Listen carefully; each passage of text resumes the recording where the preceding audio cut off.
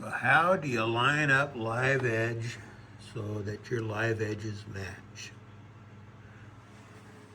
on your corners? It's a little bit of a complicated process. So let me back this out to a wider screen. So you got your live edge piece, your strips. You got the live edge, live edge. So you're gonna line it up on your piece. So each piece is lined up. This one here you would line up. You want to flush it to the back. So then, if they're a little bit long, they can overlap your edge, which is fine.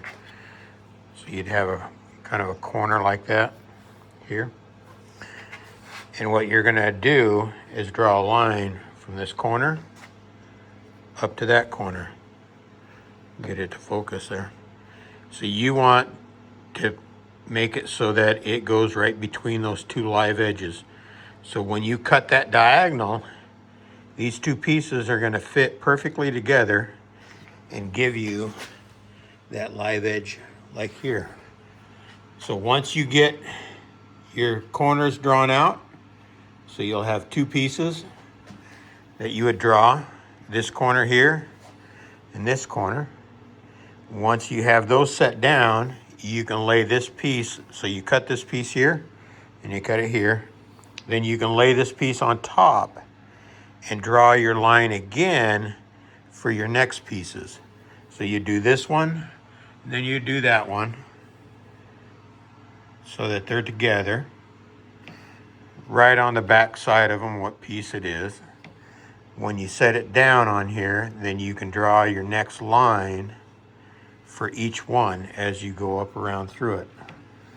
Once you have your pieces together, then they can be glued down. You see I left a clean area for glue, so this will overlap. This has already been stained because you don't want stain in here. These need to be sanded a little bit to clean up the marks from being a live edge and being, in the woods, whatever. So got a little cleaning to do, but that is how you would line up live edge. So if you're doing a live edge border on a cabinet or even doing a picture frame or something like that, that's how you would make those live edges come together and make a perfect live edge border. So I've drawn out the line, and you can see the angle on this line as it follows up from that corner through. Because live edge can vary so much in width or angles, each one of your angles is going to change. So you're not going to have 45s. You can't work with 45s because your live edges will change that. So this angle here is a much broader angle than this one over here. And that's just to the nature of where the live edge, this live edge widens out through here.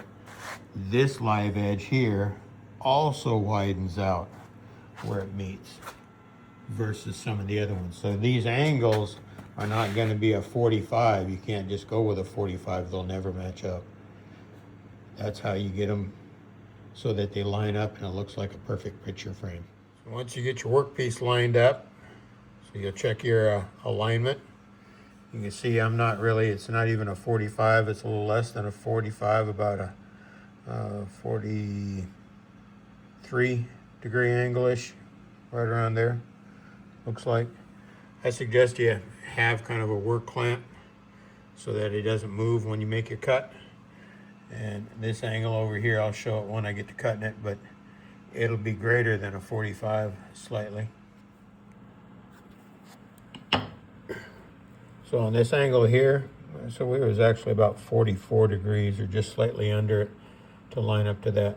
So that'll make those other two cuts over there, they're going to be greater than a 45, probably about, they'll match that, but they'll be about 46 degrees and a little bit more where that one here would have been 47 degrees because we were at 42, maybe 48.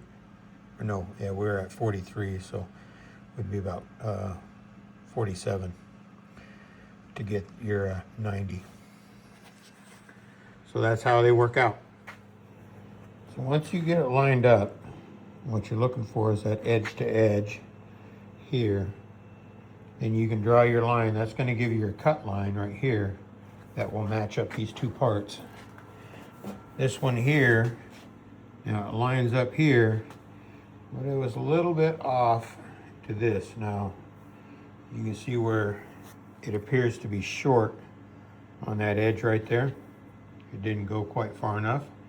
That's fine. You'll still want to cut to match that piece there so that they line up.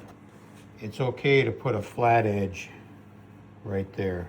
So you would just flat off, oops, you'd flat off right below there.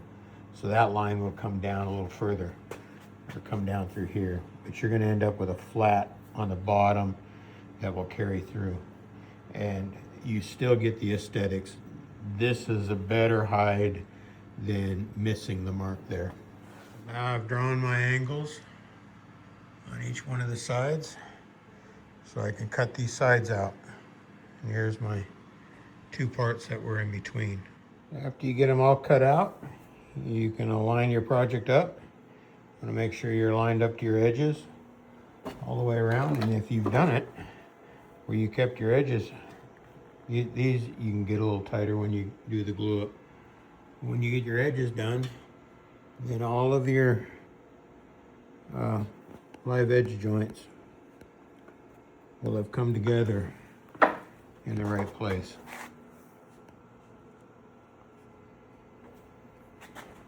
As I said, this one here, we would end up with a little flat on the bottom, lining it up. And that's how you have a live edge border around a cabinet.